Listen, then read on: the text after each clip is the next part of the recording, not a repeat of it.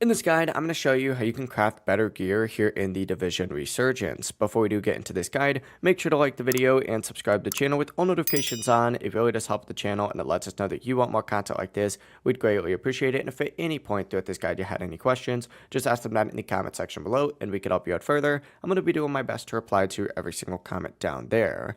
Now, you do need to be in a safe zone in order to do this, like the base of operations, for example. And essentially what you need to do is find the gear crafting station and interact with it. If you want to check exactly where this is, you can open up the map and then just zoom in and find everything located in this area, in this exact section. But essentially make your way over to the gear crafting station. And of course, you can go ahead and start crafting stuff. Now, there's a bunch of different gear options on here by tier. Higher tiers unlock as you level up your crafting. Select the gear that you want, check the required materials, and if you have enough, just hit craft and you are good to go.